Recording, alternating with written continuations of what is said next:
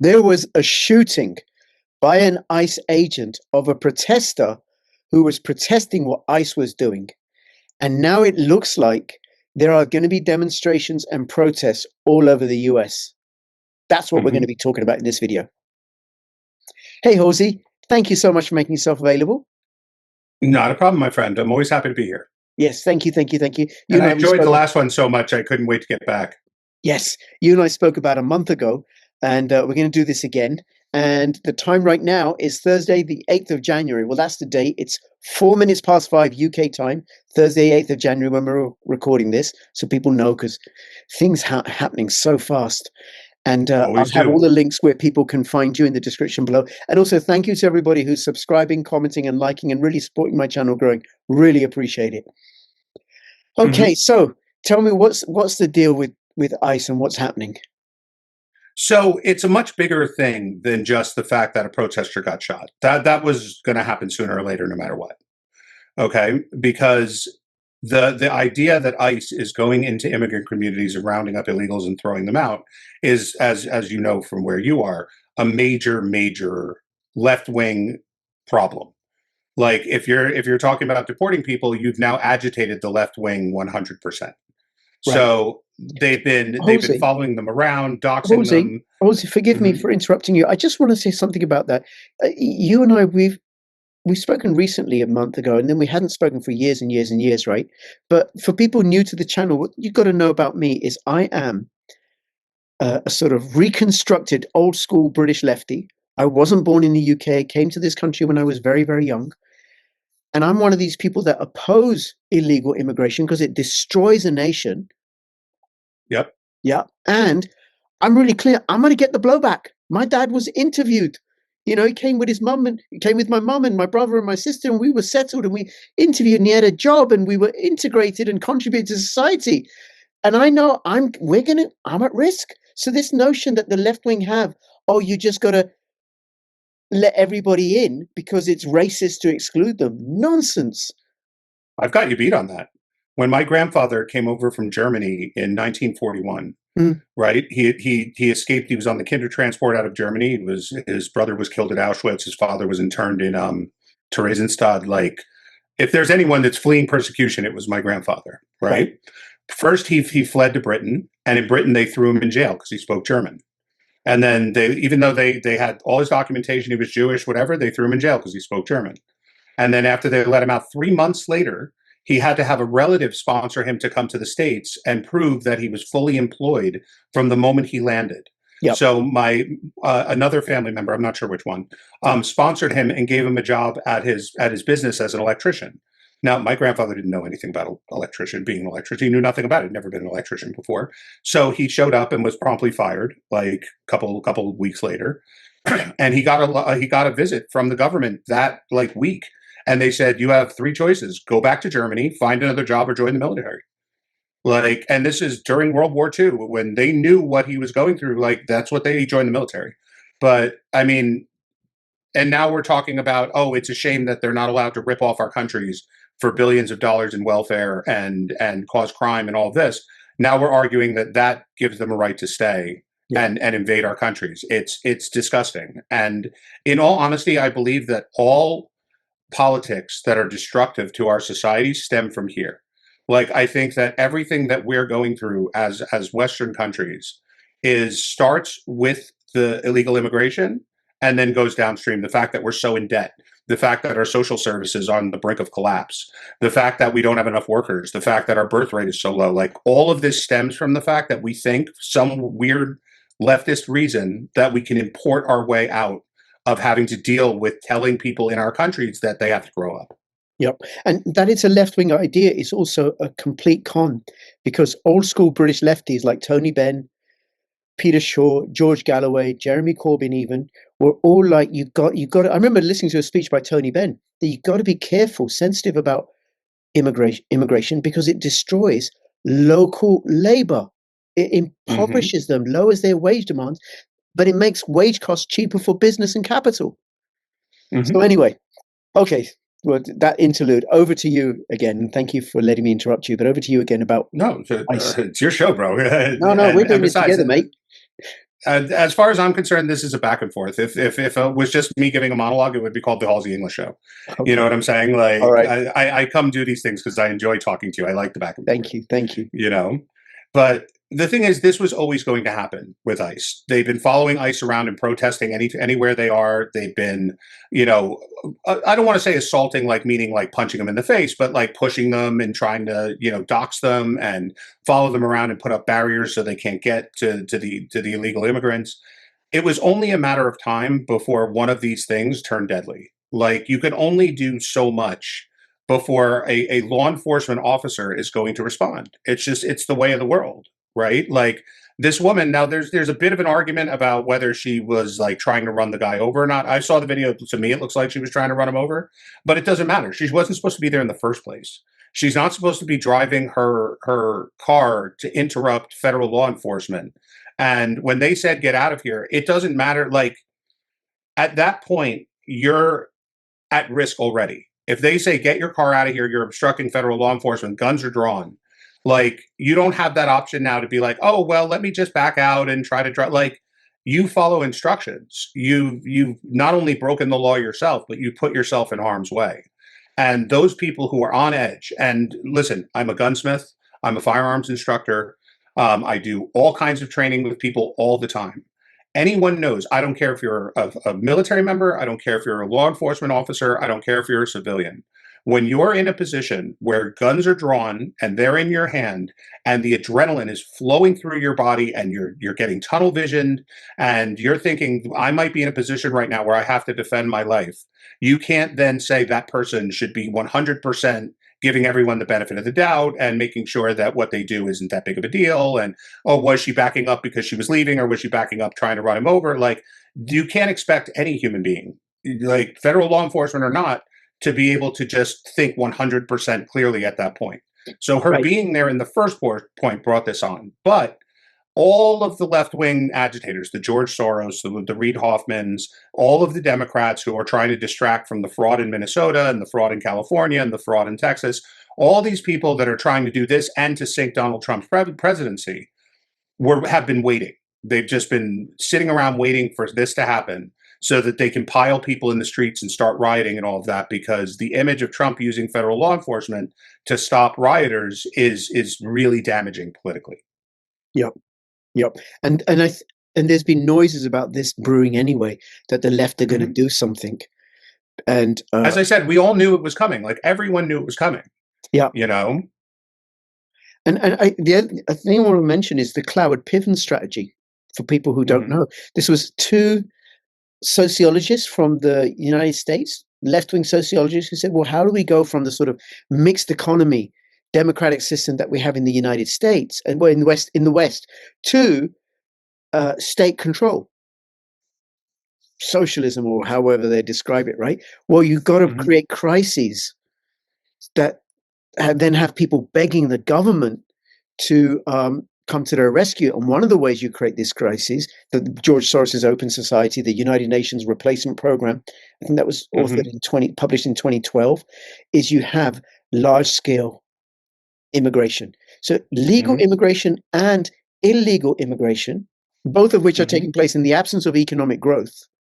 So then Mhm. it's sucking up resources that would be used, there's for a smaller population, that those same amount of resources are now going to have to serve a much larger population. And Mhm. yeah, I see it in my job as a social worker, because I work in child protection, and the area that I'm working in now, I worked in 10 years ago. It's in Mhm. London, and then I've noticed the change, and I notice Mhm. how there's far more people, new arrivals, who are having a share of the same resources. They Mhm. haven't expanded at all. So Well, everybody just gets look at. poorer. Let me give you a biological example. Right. Mhm. I'm sure you've seen forest fires before, if anything, on the news. Yeah. Right. Now, forest fires are 100% natural. In fact, there's a good portion of trees that can never be born without a forest fire. Their seeds are encased in a hard coating that will never break open without fire.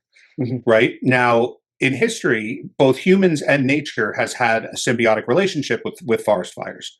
Right, humans have when they've moved to certain areas. They've had controlled burns. They've had, the gathering up and the burning of brush, and animals do it by nature as well. So forest fires are supposed to exist, but lately, with all of the ecology and the this and the that and the state control, forest fires have gotten 1,000 times worse. And they tell you it's because of climate change, but that's bullshit, right? It's because there's not proper management of the wilderness, and there's not the ability of nature to take care of itself. So those things pile up now to the point where the fires are 1,000 times worse because the brush and the dead debris on the ground just keeps getting worse. Right. You make a great point about the forest fires, Halsey, and I assume that they're being done deliberately badly, because we're being attacked from every single conceivable direction, pretty much. Yep. So like one of the things that goes on, and I want to go back to what's happening in the United States, but a few years ago or something, the government said we have to have more ethanol in our fuel mixed in. Now, Yep. I'm not an expert, but I know that slowly degrades engines over time. It not only slowly degrades engines, it costs more money to produce ethanol than it could produces savings or value for what it does. So just producing ethanol and the wear and tear it does on the car and the amount of money it takes to grow the corn and process it and all of that outweighs the savings that you get from even having it in the first place. Right. So, but hey, got to keep the farmers happy. They vote first. Well, yeah, got to keep them happy, right? They grow ethanol instead of growing bloody food or corn, right, but whatever it is. In the States, I don't know if you know this, there's a reason why ethanol is a thing. And it's not just because of corn, like it is because of corn farmers, but it's because of the state of Iowa, the Iowa caucuses. The first primary voting and the first presidential voting and congressional voting in the country, the first state that holds its primaries is Iowa, which are primarily corn farmers. If you don't win Iowa and you're running for president, there's a decent chance you don't win, because that's how you get the momentum. You win the first state, you move to the second, you move to the third. So almost every president in history comes out and says, I want to expand ethanol, I want to do this, because they're afraid of losing Iowa. It's literally not even just corn farmers. It's just corn farmers in Iowa. And who are the Iowa senators? So the Iowa senators are Chuck Grassley and Joni Ernst. Who are two very powerful senators. Right. But I was thinking, because Tom Luongo said in a video or a podcast or something that I heard him say, what Trump could do is, to get Grassley on board, is cut the ethanol subsidies. Mm-hmm. So that would change all that, right? And Trump is a bit of a disruptor, because the other thing that he's done is he's taken the US out of something like, is it 63 United Nations global 68. 68. And okay, and have you paid attention to this? Do you know which ones they are? Mm-hmm. Yeah, there's a whole list. I mean, they're all focused on climate change. And funny enough, quite a few of them are international security. But there's been, I mean, obviously, I'm an analyst that looks into this stuff on a regular basis. Mm-hmm. Britain, France, and Israel and the US have been severely at odds about intelligence sharing over the last year or so. Israel basically cut off Britain completely from. Listen, if they hear about a terrorist attack happening in Britain, they're obviously going to warn them. Right. But they're not like regularly providing intelligence, because they say that they don't have any confidence the intelligence isn't going to get out, that it's not going to be leaked to their enemies. So, and the U.S. has kind of backed that up too. So of the 68, there were quite a few international intelligence like committees and all of that they resigned from as well. Okay. So Israel has stopped sharing intelligence with Britain because they're worried that Britain would give that information, say, to Hamas or Hezbollah or whatever. Yep. Or that they would use that intelligence to publicize an upcoming Israeli move in order to stop it. Like if they saw evidence, like it doesn't take a rocket scientist to figure out that if Israel reports Hezbollah moving more troops into southern Lebanon, that there's going to be a point where they're going to attack those Hezbollah troops if they continue moving into southern Lebanon. So what they fear, and it's happened a few times at this point, is that next thing you know, you have British MPs coming out on TV saying, we know Israel's about to attack Lebanon. They have no right to do this. This is a violation of this and a violation of that. And it creates not only diplomatic pressure, but it runs cover for some of the worst terrorist organizations out there. And if you're sharing intelligence with other countries, then you have to have the confidence that those intelligence services are going to use it for the good and not for, weird political diplomatic, pressure. And Okay. unfortunately, like, listen, I hate to insult you a little bit, but you guys are shit stirrers. Like that's what Britain, that's what Europe does to stay relevant in areas where it can't military dominate anymore. They shit stir and figure in the chaos, people will turn to them for help. And then they can stir up because historically, at least, they've always been able to shit stir, get themselves in over their head, and then call America in to come bail them out and take over for the dirty work. Well, Trump's not playing that game, and I don't think Israel is anymore either, because over the years it hasn't produced anything good for them. Right. So, And by the way, I completely agree with you on the British Empire, the remnants of the British mhm, Empire, the international banking cartel or barking cartel, the City of London, shit stirring, because it is how this little island nation managed to rule over so much of the world for so long. Because Keir Starmer and a lot of his cabinet are members of Friends of Israel, and then I mhm, heard I've seen reports how the British base in southern Cyprus was mhm. being used to fly intelligence sorties that they're providing intelligence for the IDF. Mhm. So they are absolutely playing both sides to get both It's and here. Let fighting me each other. explain this, and when I post this video after you do, I'm Mhm. going to get a ton of shit for this, but I do say it quite often, so I'm okay with it. It doesn't serve us any good in order to say that like one side is doing the right thing and one side is doing the wrong thing. Okay, Yes. countries don't have morals; they have interests, and those interests don't necessarily align with other countries. So just because something is the right thing to do doesn't mean it's in the interest of all nations to do that thing. It might be the right thing to do, theoretically, if you're looking at things only from a moralistic angle. But as I said, countries don't have morals; they have interests. Mm. So when you say like, okay, is Britain anti-Israel because they support a two-state solution? Now, I know because I'm an analyst and I've lived there and I've studied this intensively that a two-state solution is not only unviable, but it won't produce peace. Okay. Mhm. So to me, being up for a two-state solution, especially when I think you're as intelligent as the British government, to some extent, or at least have access to the same information at least I do, Yes. right? Like, so I could sit back and go, oh, look, they're anti Israel. Well, no, they're not. It just means that a two-state solution might be in their interests, and they don't care about the negative aspect that Israel will have to endure for it because their country isn't Israel. Their country is Britain, and Yeah. they have their own interests. It doesn't make them anti Semitic. It doesn't make them anti Israel. It just means they're pursuing their own interests. Yes. But that being said, I think we're finding this more and more, and I've been kind of a dick about this on social media and stuff like that. I'm finding more and more that the needs and interests of Europe don't ally at all with the needs and interests of America, and it's causing a rift which is becoming almost hostile. Like listen, I don't think America and Europe are going to war anytime soon or anything like that, but I think that the special relationship which has allowed Europe to receive nicely put like preferential treatment when it comes to world affairs, I think those times are ending. And I think that when you look at that, like, okay, first it was the British Empire, then it was the Allies that won World War II, and then it was Vietnam, and then it was the War on Terror and all of that. Like the relationship has been slowly degrading because the credibility of the British and French governments, who were once world empires, has degraded over time because they're able to accomplish less over time. It used to be if you were allied with Britain, you could win any war on the planet. Even before America was a thing, Britain, like what, the sun never set on the British Empire, like, and over time, it's gotten to the point where there's no benefit to having a preferential relationship with Britain if our interests are not allied, which I don't believe they are anymore. Oh, So absolutely. Absolutely. so that's what I think you're seeing. I know I'm giving you like the real long-winded answer, but Oh, that's what I think you're seeing. yeah, and I completely agree with you. And nations would be foolish.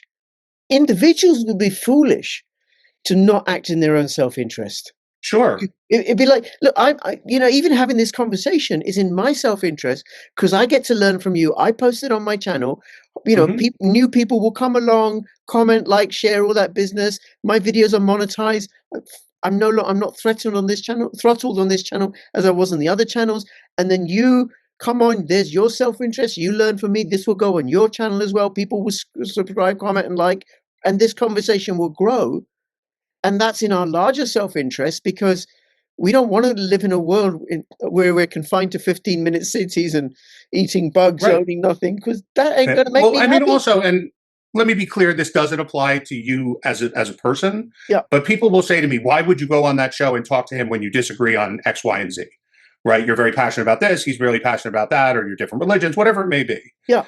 I can say, number one, I like you. So having this conversation is enjoyable to me. Like, it's not like, I don't feel like this is a hostile environment or anything. No. But even in a hostile environment, maybe I just want to make myself better. Maybe I want to be challenged because I've gotten too comfortable in answering critics, or in the way that I look at certain situations, or the way that I evaluate the whole picture as opposed to just the picture of my own self-interest. Right? Yeah. Because if my self-interests don't mean shit if your self-interests are more powerful and more pronounced than mine. Right. So at the same time, like, I want to have these conversations. My fear at this point, and this goes back to what I was saying about Europe and the US, Mm. no one wants to have these conversations anymore. They No. just want to win. They want to be, I'm right, you're wrong, you suck, you're going to live with this no matter what. Yeah. Right. And Yeah. by the way, if you want to compare ICE to what happened with ICE, it's exactly the same thing that happened with those hunger strikers in Britain. The ones that they broke into the Israeli military factory and they hit that cop with a sledgehammer and broke her back, and then they got out and they said, like, we're on hunger protest, and all the Jeremy Corbyns and the George Galloways are out there. No, the government needs to speak to them. Their health is at risk. Well, eat a hamburger, bitch. Like, you know what I'm saying? Like, if it isn't like you have a mystery disease, if your health is at risk, it's because you're refusing to eat. Like, the government shouldn't be discussing releasing you because it might impact your health to continue starving yourself. Like, but that's the ICE protest right now. Even though she was breaking the law, even though she drove hundreds of miles to come to a protest that had nothing to do with her, even though she tried to run over a federal officer, well, she's on our side. Therefore, you're wrong for trying to enforce the rules because you're the wrong side. And the rules don't apply to you anymore. They only apply to us. And that's where our disconnects are coming, is that we believe the rules don't apply to the other side. Jose, it's great what you say, because I don't agree with everything that you say. I don't agree with everything Tom says, or Susan Kokindo, or Alex Sure. Grainer, right? But I'm willing to listen and learn. And I think there's a going back to self-interest. I think that's just really important. There are some people who actually think it's in their self-interest to cancel others. Mm-hmm. Now, if I was of that view, there's, I'm not going to name, right? There'd be people on my channel that I'm not having them on my channel anymore. Yeah, I don't have to offer everybody a platform, Yeah, for sure. but then I don't get to learn, Mm-hmm. because I actually consider it's in my self-interest. I will speak to anyone as long as they're willing to have civil conversations with me. On my old channels, I've even had this party called Rejoin EU on my channel a couple of times. But it was a great conversation. I don't know if you were around for this. In 2018, there was a phenomenon. It was really big in the States. They were called internet blood sport debates, right? And they would get people like Nazis and Jews to debate, but there was no rules. Like, you didn't have to be nice. You could insult people. You could, like, it was just no holds barred. So I could live there. Like, that's made for me, right? So see, I'm a polite Briton. I'll be like, no, let's just stick to the subject. Right. So the first debate that I had on this huge channel, we've got hundreds of thousands of viewers, and we're getting ready to go at it. And this guy is like Mr. Nazi, like, he hates Jews. Right. And so he starts on this monologue, and the first thing he says is, and in this world, if you criticize Jews or Jewish power, the first thing they're going to do is tell you to shut up and try to cancel you and try to do this. I said, no. His name was Mike. I said, no, Mike, I don't want to cancel you. I want to give you the biggest mic possible, the biggest microphone I could find, because when people see you and people hear you, they realize what a titanic piece of shit you are. They're not taking some kind of little soundbite that sounds good for the media for the day and saying, oh, see, he's reasonable about some things. They're just going to realize that you are a titanic piece of shit, and they're going to shun you because no one wants to talk to you. It's not canceling you. It's that no one wants to listen to your mouth because it's so stupid. And he said, and he's trying to come back at it. I'm like, no, Mike, there is no comeback to this. You're trying to say, I want you to be quiet. I'm trying to say, I want you to speak up. And for some reason, me telling you to speak up has made you lose your voice. It was one of the first like blows of the debate. I mean, the debate was a slaughter. I destroyed him in that debate, but he was literally in tears at the end of it. But I firmly believe that.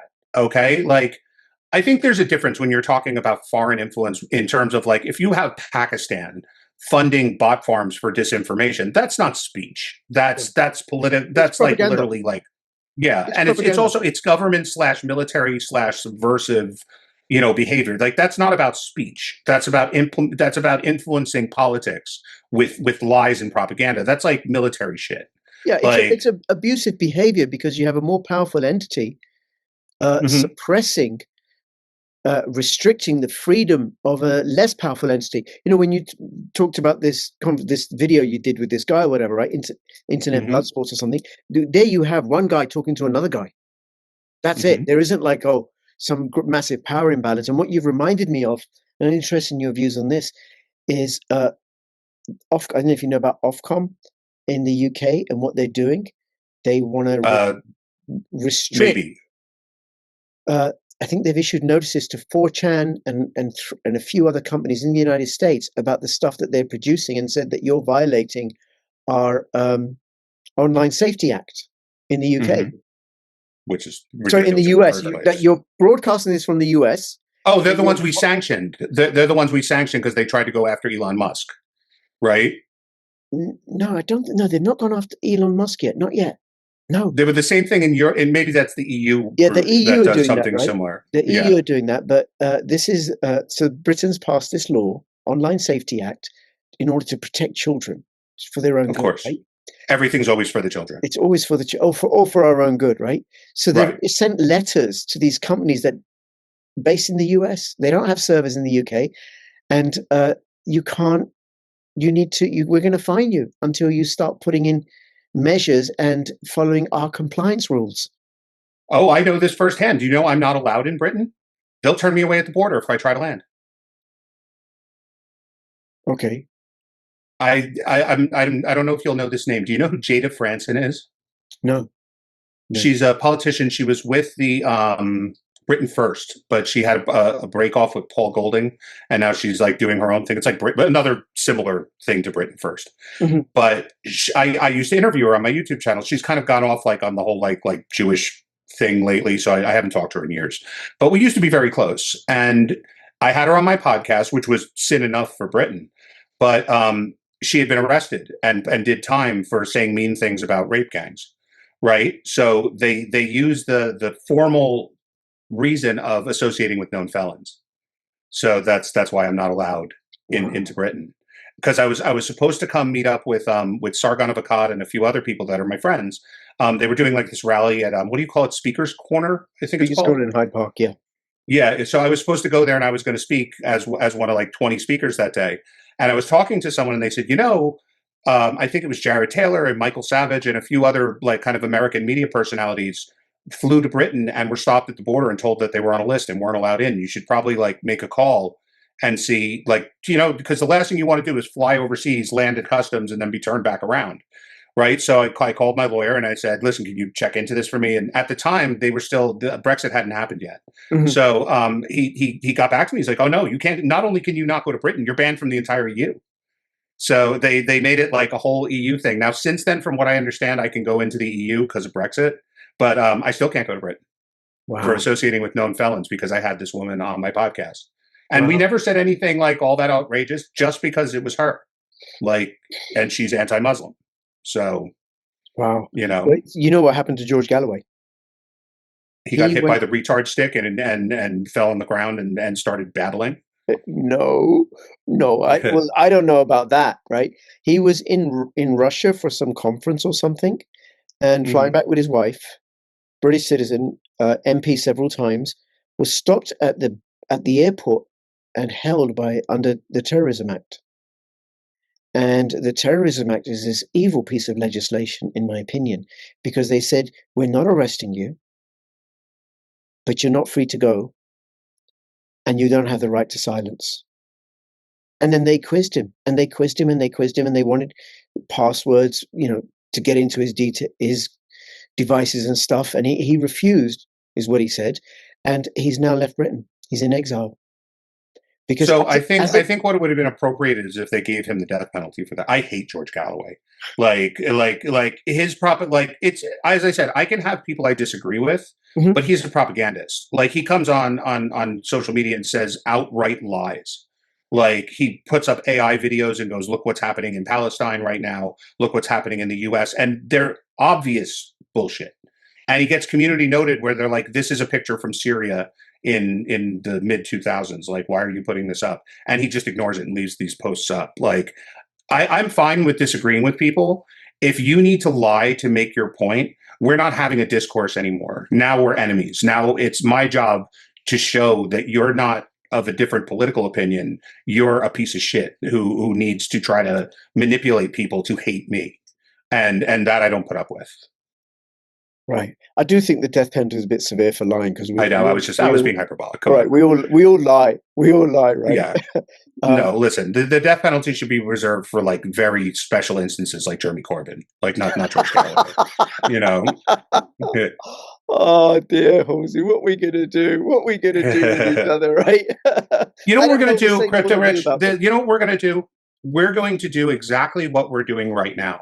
Keep We're talking. going to have a white guy in a cowboy hat talking to a brown guy with nothing on his head. And we're going to have conversations where we laugh and we discuss these things and we talk about how we're going to make the world better for our respective people, For and how at everybody. that point we can work together to make things better for Absolutely. everyone. And as long as we keep having these conversations, we don't have to fear that tomorrow we're going to be fighting each other. You Absolutely. know, because when the talking, I think it was JFK that said something like when conversation becomes impossible, revolution becomes inevitable.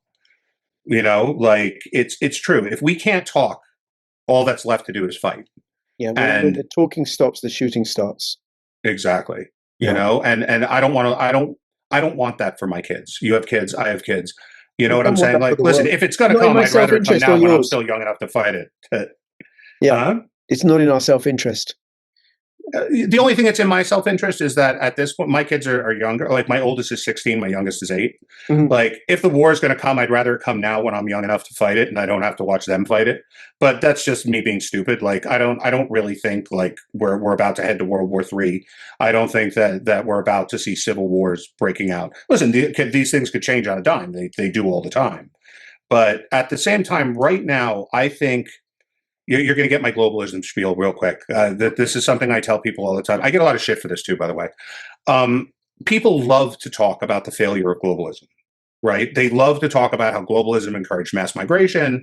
Globalism got all these sweatshops and encouraged countries like China to become rich, and like they love to shit on globalism, right?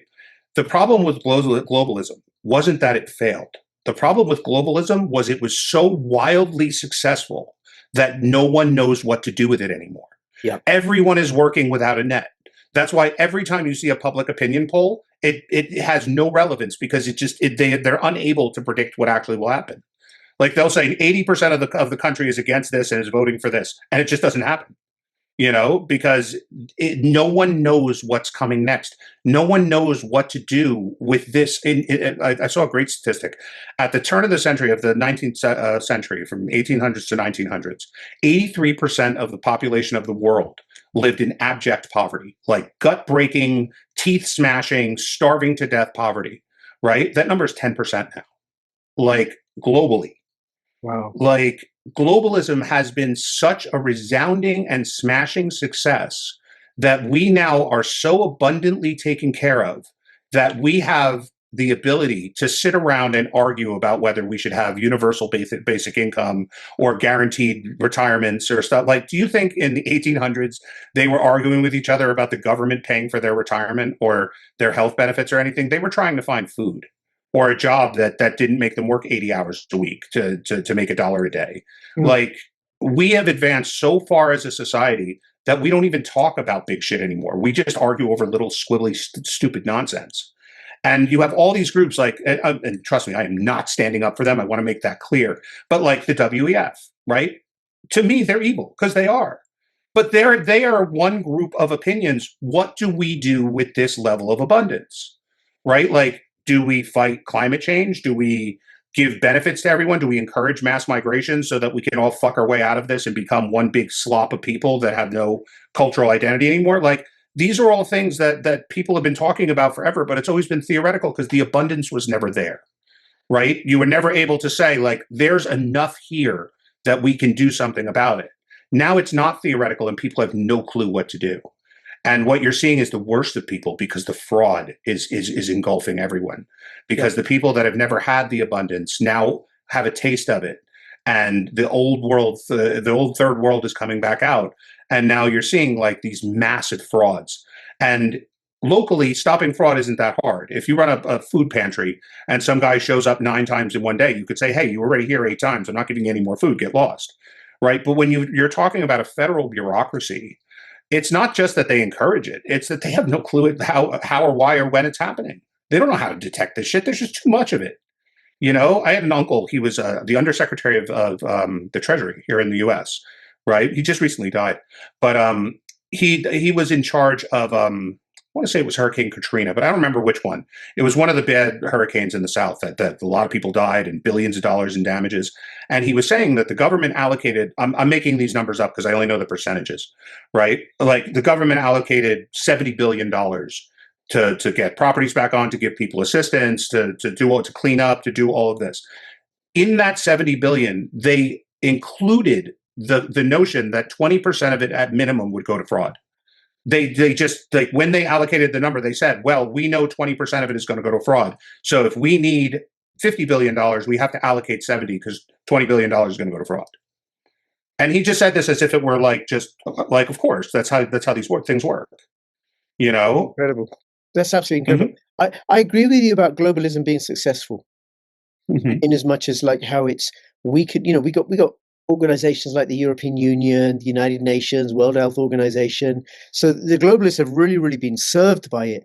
However, I'd add this, that it's crumbling. And why the WEF are, and I think you'd agree with me, why the WEF are doing what they're doing, they want to kill us off because the fraud of the fiat system, that's coming home. It's unsustainable. Yep. So in that regard, globalism isn't successful and effective because it's built on this fraudulent foundation with no integrity, which is the fractional reserve banking and fiat currencies. And then how come China's been so successful is because it's followed something that's actually akin to the American system of political economy, where they've directed their money towards enriching their people, productive capacity, serving the needs of their people, having tariffs, taking care of their own. And then they're taking advantage of globalism by exporting their goods, and then idiot nations like in the West destroying our own manufacturing so we can suck up cheap Chinese goods and losing all resilience and sustainability. I remember looking at some book of statistics sometime in the mid to late 80s, maybe late 80s. And at the time, I noticed there were many, many countries that were self-sufficient in terms of food. They could feed their own population. And three that come to mind at the time I read this book: Albania, Zimbabwe, and Pakistan. They're no longer self-sufficient with their own food production. And I don't know, Russia is, there may be a few others, but mostly because of globalism, they've destroyed their self-sufficiency. And then you have someone like Ibrahim Traore in Burkina Faso. And just now, as we're recording this, a video that I recorded with an African journalist has just gone live on my channel about how, if you want to know what Trump wants to do, what he's causing for, what he wants for the United States, in my opinion, and what JFK and Lincoln and McKinley created or wanted to create for the United States, look at what Traore is doing in Burkina Faso, which is the antithesis of globalism. Right. There was a book, and the guy who wrote it is a complete douchebag. So it was amazing that he wrote this book. It was a guy named Thomas Friedman. He wrote a book called The Lexus and the Olive Tree. Right. This was the Bible of globalism. And I don't care how right wing you are, which, like, even me growing up, like, I look to the left and I see Genghis Khan. Like, I'm as right wing as they come. Right. So even I finished it feeling like, wow. Like the future is really global. Like we're solving problems that are changing the world. But it turned out to be the book's predictions, like hardly any of them came true.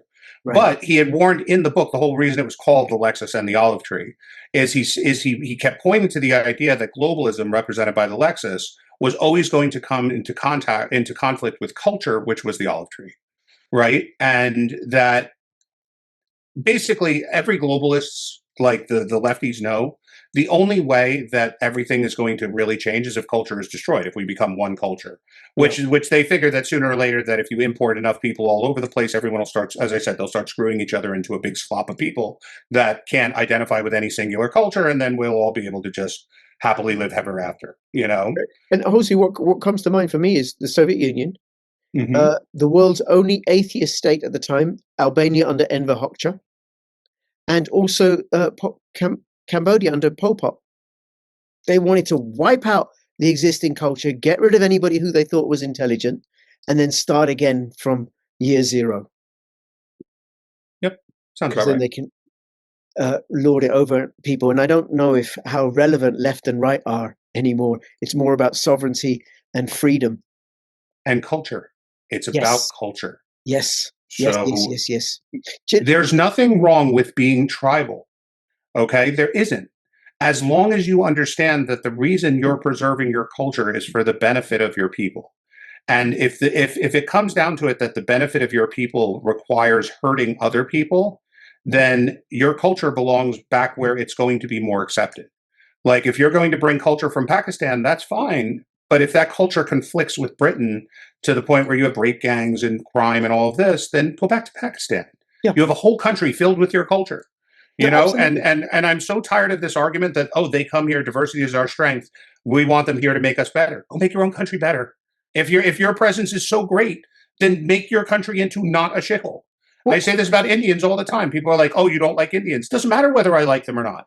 If you keep saying we're bringing the best and the brightest, and they're here to run our companies and do our programming. Why don't they just stay in India and make India less of a shithole? Isn't that better for the world if they make India into a big, beautiful country? well, Halsey, You know, that's one of the reasons I voted for Brexit, and it's something that I think the left uh, Remainers, the open borders or the relaxed immigration lefties or whatever people ignore is so with the European Union, Romania, the Romanian government has spent all this money educating its doctors, educating its teachers, educating its engineers, and then the most productive sections of society are the ones that leave to work as teachers and construction workers in the UK or in Germany, depriving the Romanian government of their productive labor and wealth from those people. So all these people coming over, well, their host countries are losing out. mm-hmm. So it's a form of imperialism because in the end, who benefits are the oligarchs, those with the most wealth and power and muscle who don't care about borders because The they're sitting oligarchs right on are the top of always the going to tree. benefit in any society. Like, I don't think we've ever lived in a world where the rich didn't benefit more than everybody else. Sure. Like, that's just the world we live in. But the idea should always be that the next generation is going to live better than the generation before them. Yeah. If you can accomplish that for people, like people love to point to the 80s in America with Reagan and say, well, the rich just got incredibly richer, right? So did the middle class. Mm. Poverty went to next to nothing in the US because the poor became middle class. There was upward mobility. Did the rich get richer? Yes. Guess what? Sorry to tell you, they always will. And the sooner you accept that, the more happy you're going to be. Because if you think that rich people are the problem because they have money, even if you strung them No, all up and killed them the next day, then there'll just be someone else that's rich and has money. no, no. You You make a know? you make a valid point. What I'm in that instance, right, where everybody's benefiting, that's Hmm. good. But in the instance of mass immigration, no, the only people that benefit are the very rich. Everybody else gets impoverished, and I see it in my job as a social worker. Hmm. Okay, Halsey, anything you want to say before we finish up? No, I really enjoy these talks. I hope we can have them more often, not just because like it helps me promote my channel, but I really do enjoy these talks. Well, listen, So, thank you so you much. know, Thank you, thank you, thank you. I appreciate it too. Right, and mhm. Fingers crossed at some point. I said to Tom Luongo yesterday, I said, "Oh, I'm doing Crypto Rich tomorrow." He goes, "Yeah, I enjoy doing his shows." I said, "So do I." I said, "Yeah, the only thing is he's so cheery. I feel like I need to go out and kill something after, like go hunting and go like kill a Tom said deer or that to you. two." You know, I said that to Tom. All right, right, I said right. he's so cheery. I feel like I need to go kill something afterwards, just to kind of like get angry again. You Okay. know, but it's a compliment. Thank you. Don't get me Thank you. wrong. Well, Halsey, it's if I can get a little bit personal, right? For me, it's such a treat. It's such a treat to have conversations like this with with people with big brains and sharp analytic skills like you and Alex Grainer and Tom Luongo and Susan Cookin and all the others, right? I'm the lucky one. I'm the lucky one. Thank you so much. So why shouldn't I have a big grin on my face? And I'm getting to the point, fingers crossed, right, that I will have more time to devote to my channel as long as it continues on this path of success. All right, Jose, thank you so much. I'll have all the links in the description below. Everybody, please subscribe, comment, and like. And if you're watching this on Jose's channel, please subscribe and comment and like Jose too. His links will also be in the description on my channel. Yes. All the best. Okay, Bye-bye. thanks, my friend. Thank Bye. you.